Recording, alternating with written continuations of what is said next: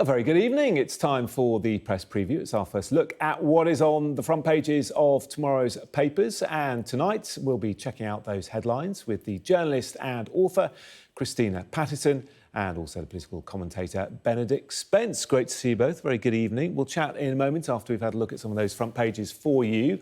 Let's begin with the Sunday Telegraph, shall we, saying that the Prime Minister could be about to scrap the second half of the HS2 railway line after a shock increase to its estimated cost. Well, it's the same story on the front of The Observer. Rishi Sunak is facing a massive backlash from senior Tories over the potential U-turn. Well, The Express says the Prime Minister is considering a raft of radical policy announcements designed to put space between himself and the Labour leader as both parties eye up the looming general election. Here's your Sunday Times leading on one of those potential announcements. It says the Prime Minister is drawing up plans to slash inheritance tax. And the Sunday Mail also leading on one of Sunak's possible election plans. They say Sunak will not axe the triple lock on pensions after being warned it would be political suicide. While the Star looks at scientists who are attempting to find methane gas produced by alien life form in space. And a reminder that by scanning the QR code you can see on screen during the programme, you can check out the front pages of Sunday's papers while you watch us discussing them. And to do that tonight, I'm joined by Christina Patterson and Benedict Spence. So, lots to get through, both of you. HS2 on the front of a number of tomorrow's papers. Christina, why don't we have a look at The Observer? Their headline, Sunak pushes to axe HS2 link ahead of Tory conference taking place in Manchester. There's been a lot of talk about this over the last few days, hasn't there? Has the government dug itself into a really expensive hole and they've now got to decide whether they keep on digging or they stop digging? What do you think they should do? Well, I think that's exactly right. They have dug themselves into a very expensive hole. What I don't understand is why all the holes we dig ourselves into in this country are quite as expensive as they turn out to be. All our infrastructure projects seem to, spiral. And I don't think other countries have such, in Europe in particular, they're just not so completely out of control. But I do think for anyone in business at the moment, life is impossible because Rishi Sunak is, someone has clearly told him, axe this, axe that, show who you are, put dividing lines between you and Starmer because they want him to, even though he's massively behind in the polls, they think this is his only chance of winning an election. But we just look like the most unstable country in Europe at the moment. We are flip-flopping all over the place. Here is Sunak cutting back the net zero targets, cutting what is meant to be our flagship infrastructure project, which is meant to be about levelling up, sort of getting north and south better connected. In fact, it was more about capacity than speed, and that's become very evident. But again, some honesty about that would have been quite helpful. So I have to say, I think that... Is Jeremy Hunt not being honest, though, when he says that the costs are just getting out of control? Well, I mean, I'm racking my brains to think which government has been in charge of this country for the last 13 years. And I think Jeremy Hunt might find that he has personally been in that government for, in fact, all of those 13 years. So whose fault it is that these infrastructure costs have been soaring, I don't know. Clearly some little green man running down the road. HS2, Benedict, is saying that it's the pandemic that's partly caused it, inflation, and there have been a lot of external factors that have pushed prices up. There are also, I mean, the thing is, when it comes to this country, you get the country you deserve. And I'm afraid, as much as anything else, it is partly the government's fault, but it is also partly the fault of numerous different competing special interests that mean that actually we have to go through all sorts of loops and holes in order to get anything built. Now, some of these are very noble things like health and safety precautions, obviously environmental policies and things that, various different boxes have to be ticked. But it's when you sort of get down into the nitty-gritty details of this and you look at how much, for example, was spent on tunnelling so as not to arouse the ire of certain landowners, so they didn't have to look at a railway going through their land, house owners and the like, that you begin to see actually where the money starts to go and the amount of money that then goes on consultancy fees and things like that. And it's not just, obviously we all know that it's not just HS2. There was the news yesterday about how much it's going to cost to renovate the House of Commons, and that's going to be 20 billion over the course of about 30 years, because it has to be everything has to be about, obviously, things like health and safety, but is this a fire hazard? Is that accessible? Is this environmentally friendly? It's so many different things, and that's before you even then get into the legal challenges. Another example, Sizewell C, a vital source of electricity for this country, now got to go back to the courts because some local people don't quite fancy it being there. And I'm afraid that's why when I say you get the country you deserve, we have such a thorough set of checks and balances on infrastructure projects in this country that it is contributing to stifling any kind of building, be it a reservoir, be it a housing estate.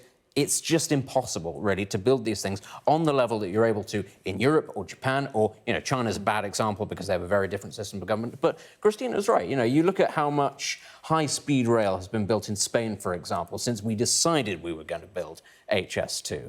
Well, they've managed to connect pretty much every major city across Spain for a fraction of the cost. But they don't really go to the same extremes that we do. And a lot of people would say that's so that people don't mess you around, that's so that corners aren't cut. That's all very noble, but that is the price you pay for being quite as thorough and quite as accommodating to everybody as we are in this country. It gets very expensive. Yeah, OK. The government saying, interestingly, the HS2 project already well underway with spades in the ground, and our focus remains on delivering it. So we shall see what happens in coming days. Let's go to the Sunday Times. Christina, another change on the way, potentially.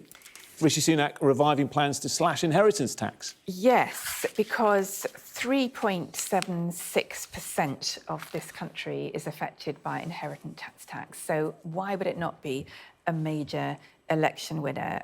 His ability to focus on, the tiny percentage of people who would benefit from this kind of thing, I'm afraid it does show where the Tories' priorities lie. And by the way, I think if inheritance tax were abolished, his own daughters would save £290 million in inheritance tax. So clearly that it would be very nice for them.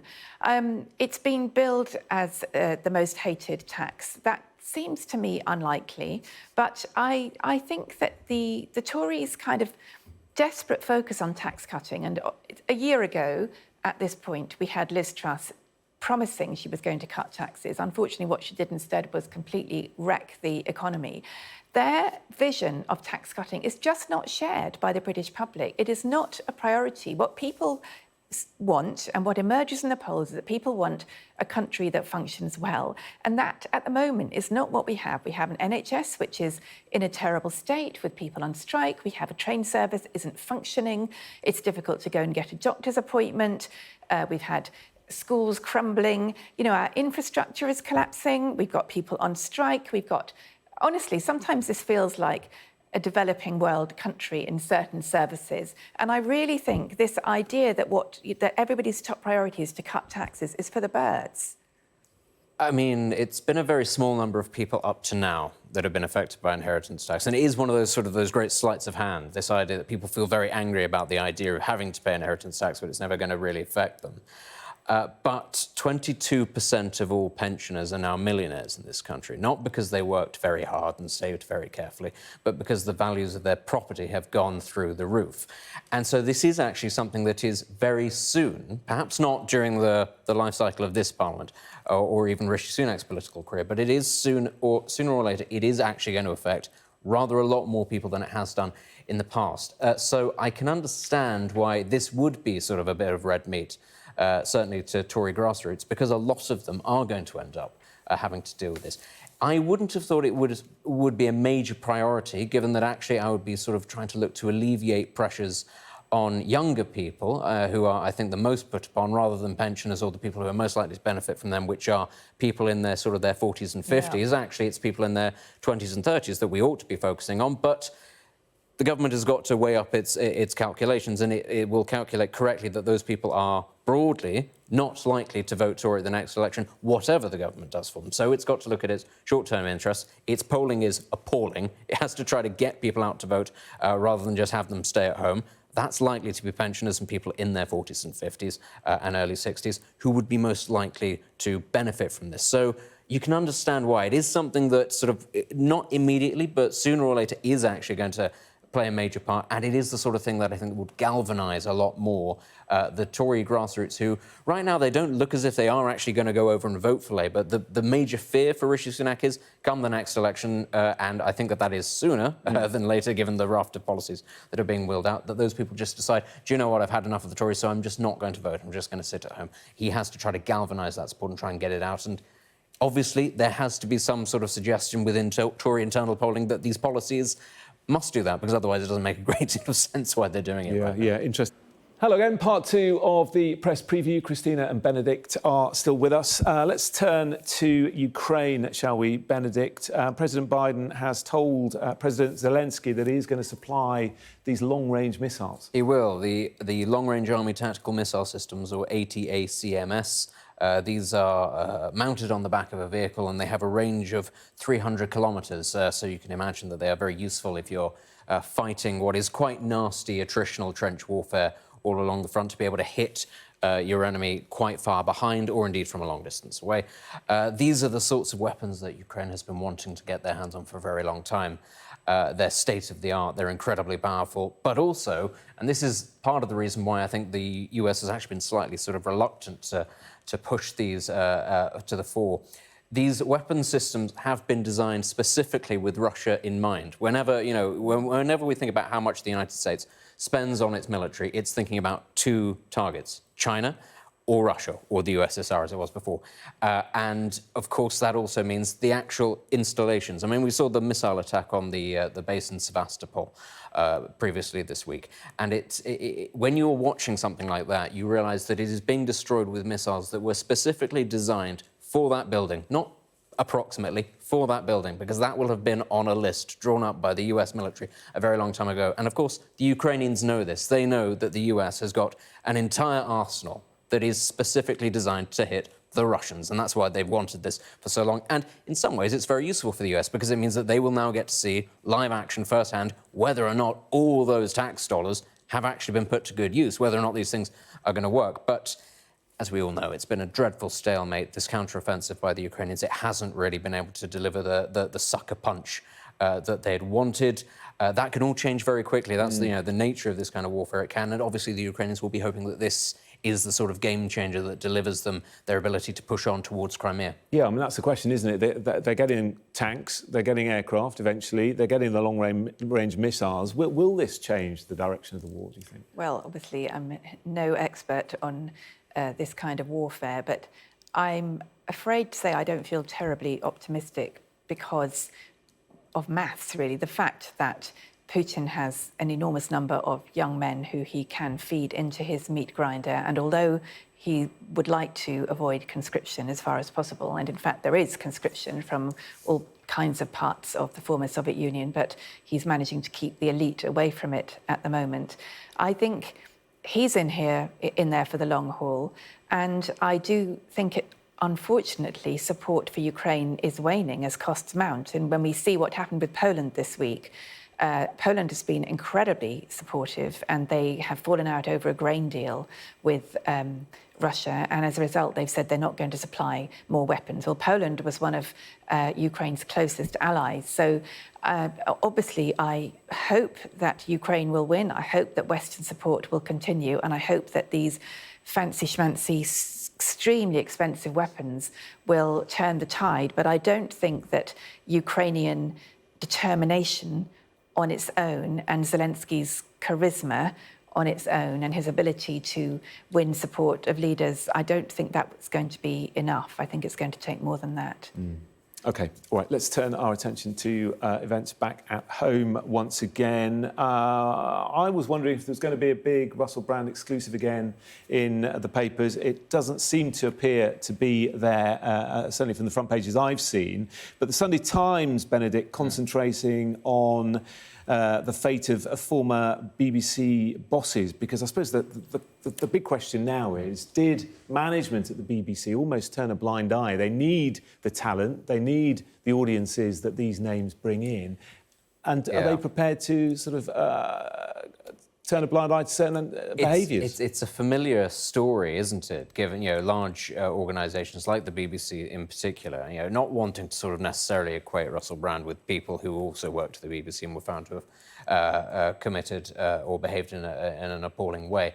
But to say that there clearly in certain organisations, certainly in the past, certain people were allowed to get away with certain behaviours because of their star, because of their aura, because they were worth money to things like the BBC. And it is always going to be that question, actually, how much of this was actually known? Because, this has all been sort of drip-fed, if nothing else, through Russell Brand's own comedy routines, where he sort of alludes to this sort of behaviour, and everybody at the time laughed. And it's that sort of hiding in plain sight, to use that slightly nasty expression again. Was it hiding in plain sight? Were there people who turned a blind eye to it? This is what I think. Given that this is the BBC, this is the licence fee payer that these people have to answer to. That we do need to know. Actually, were concerns raised? Were there sort of internal reports made? Were people told not to pursue lines of inquiry, or was it actually just a complete free for all, and nobody actually believed that he was behaving in a particularly bad way? It is. Transparency is the most important thing here, I think, for the BBC, given what has gone on before.